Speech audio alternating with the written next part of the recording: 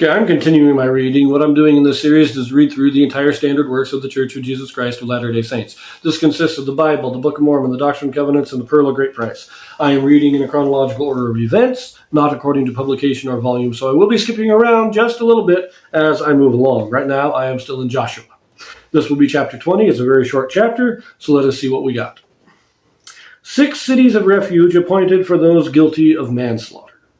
Okay, now we recall it both in Exodus and I believe in Leviticus and repeated again in Numbers, I believe.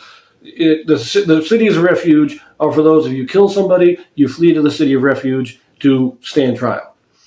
If it was an accidental death, then you are not executed, but you have to stay in the city until the death of the current high priest. If you leave before the death of the current high priest, then the avenger of blood, or the nearest relative, has the right to kill you as punishment for killing their family member.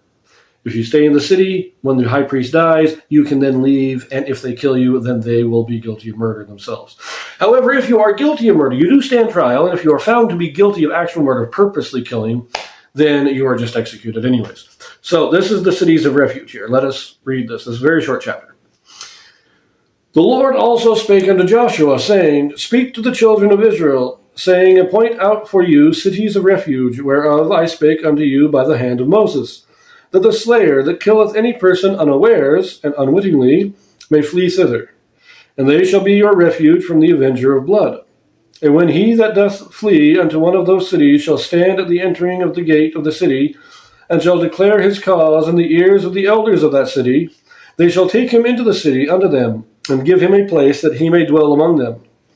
And if the avenger of blood pursue after him, then shall they not deliver the slayer up into his hand, because he smote his neighbor unwittingly, and hated him not beforehand. And he shall dwell in that city until they stand before the congregation for judgment, and until the death of the high priest that shall be in those days. Then shall the slayer return, and come unto his own city, and unto his own house, unto the city from whence he fled.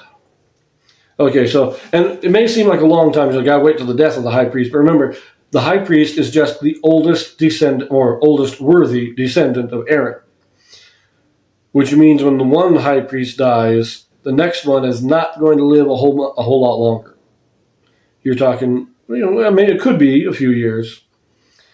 It could be up to 10, maybe even 15 years at times. But it's not going to be you're not going to be there 60 years. You're going to be there for a number of years, and possibly only a few months, depending on how old the current one is. So, anyways, verse 7. And they appointed Kedesh in Galilee, in Mount Naphtali, and Shechem in Mount Ephraim, and Kirjath Arba, which is Hebron, in the mountain of Judah. And on the other side, Jordan, by Jericho eastward, they assigned Bezer, in the wilderness upon the plain, out of the tribe of Reuben, and Ramoth in Gilead, out of the tribe of Gad, and Golan in Bashan, out of the tribe of Manasseh. These were the cities appointed for all the children of Israel, and for the stranger that sojourneth among them, that whosoever killeth any person at unawares might flee thither, and not die by the hand of the avenger of blood, until he stood before the congregation. So yes, they go there to get tried, as I said. Now, it is interesting, of course, on the east, if you remember the map, you have Reuben, Gad, and Manasseh, so each of them getting one city makes sense. On the west, we've got 9.5 tribes, and you only get 3 cities. Now, Naphtali is one of the northern tribes. It was either Asher or Naphtali. They're the 2 most northern tribes. Naphtali got the honor. Ephraim is right in the center, and then Judah is in the south. One thing I do point out is Hebron. That is the city that was given to Caleb. So Caleb's city was made a city of refuge. I find that interesting because Caleb was a great guy. And remember, the city of refuge, the law is that anybody coming to the city has to be protected by that city until they can stand trial. And if they are, in a sense, acquitted, then they have to be given a place to dwell until the high priest dies. So these cities weren't just, go there and you'll be... There were laws regulating this that the cities had to obey. Caleb he was a righteous man. He would have obeyed those laws very strictly. So he was a good guy to set and to make his city a city of refuge. So anyways, that will be the end of this video, and I will see you in the next one.